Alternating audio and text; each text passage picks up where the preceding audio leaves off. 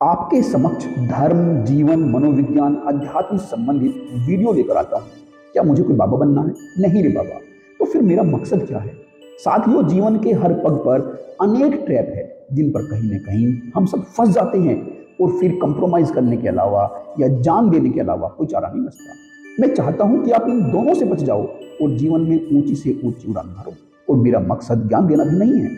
मैं तो बस ये चाहता हूं कि आप 24 घंटे में से 24 मिनट स्वाध्याय के लिए अपने मन और अस्तित्व की गहराइयों में झांकने के लिए समय निकालें और अपने अंदर के अवतार को प्रकट होने दें, क्योंकि तुम वह हो, दाउ आर दैट।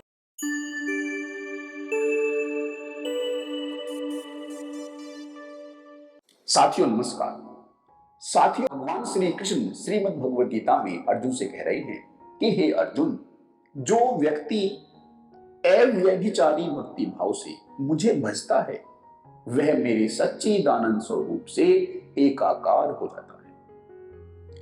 साथियों, यह जो शब्दावली है बड़ी गूढ़ है, हमें इस पर बहुत ही बारीकी से ध्यान देना होगा। साथियों, हमें उस परमात्मा के स्वरूप से एकाकार होने के लिए अपने आचरण को उसके आचरण के अनुकूल ढालना होगा, उसकी लय में लेकर आना होगा। लेकिन यह जो व्यभिचारी पुरुष होता है, यह जो व्यभिचारी हमारे अंदर गुण होता है, यह हमारे आचरण को भ्रष्ट कर देता है, यह हमें अनैतिक दिशा में ले जाता है।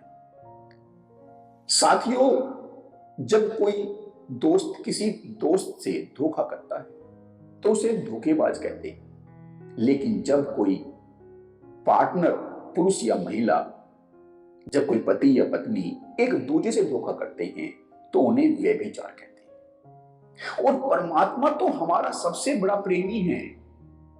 यदि हम उसके साथ धोखा करेंगे तो हम तो सबसे बड़ी व्यभिचार होंगे। हम उस परमात्मा को, जो हमारी लिस्ट है प्रेम की, प्रेमी की, हम उसमें एक और की भांति उस परमात्मा को नहीं जोड़ सकते। जैसे यह जो व्यभिचारी पुरुष होता है, जो हमारे अंदर व्यभिचारी का गुण होता है, यह अनेक दिशाओं में जाना चाहता है।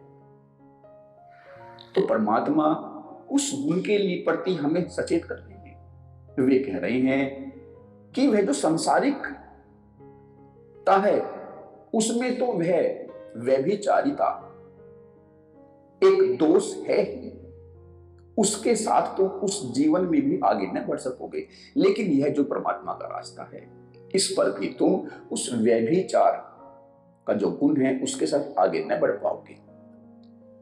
तो साथियों, हमें अपने इस गुण को त्याग कर, हमारे अंदर जो यह अवगुण होता है, जो यह अनैतिकता होती है, हमारा मन जो अनेक दिशाओं में बटा होता है, उसको समग्र रूप से इकट्ठा करके उस प्रभु को समर्पित करना है।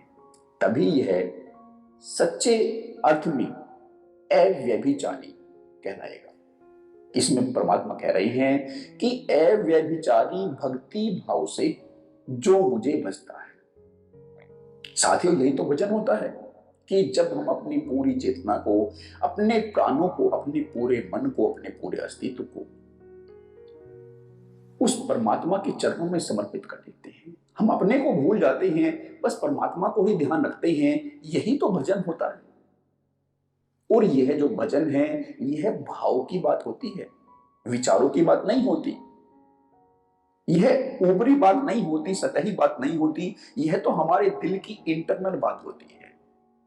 जब हमारी जो चेतना है वह बिना सोच विचार के उस परमात्मा की तरफ बढ़ सके, सहज रूप से बढ़ सके, तभी हमारा वह भाव जगा हुआ मान जाता है। तभी हम मानेंगे कि हमारा वह भाव जग गया है।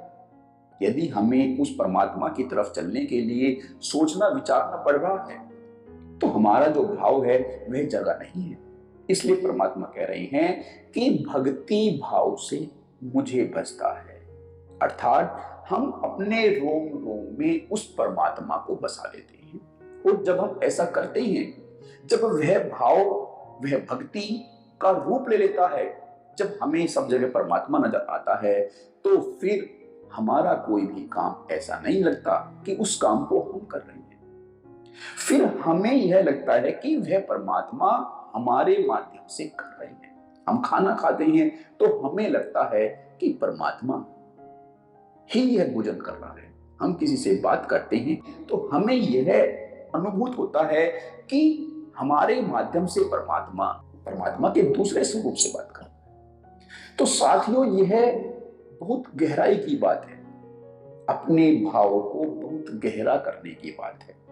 और जब हम अपने भाव को इतना गहरा कर लेंगे, जब मन की सभी दिशाओं से हटाकर मन को उस एक दिशा में ले जाएंगे, तो वह भाव गहरा हो ही जाएगा।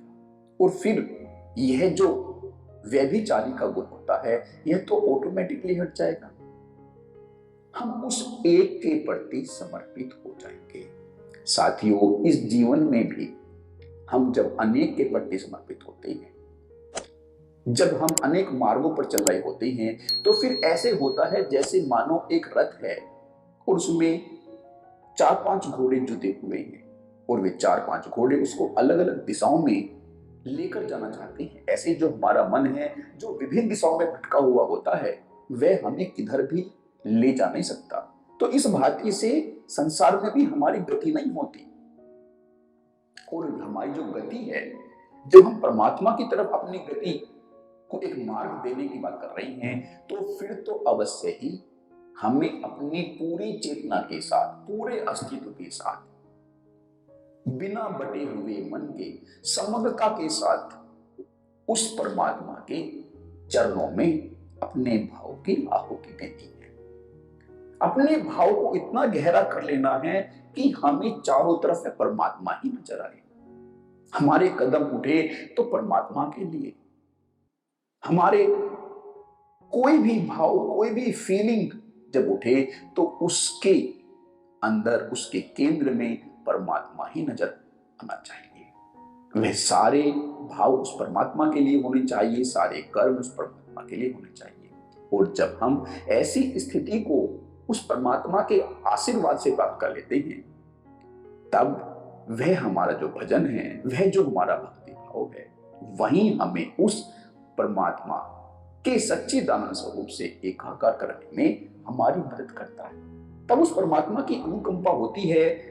और प्रभु भगवान श्री कृष्ण इसी की तो बात कह रहे हैं कि हमें समग्र मन से, पूरी चेतना से, पूरे ध्यान से, पूरे प्राण से उस परमात्मा की तरफ अपने कदम को बढ़ाना है, अपने जीवन को उस दिशा में आगे बढ़ाना है। मैं उम्मीद करता हूं कि इस श्लोक का जो अर्थ आप पहले से ही जानते हैं, उस अर्थ को और बारीकी से समझने में इस चर्चा ने एक योगदान दिया होगा। इसी उम्मीद के साथ मैं आप सभी से विदा लेता हूं। आप सभी का मेरे साथ रहने के लिए बहुत बहुत धन्यवाद।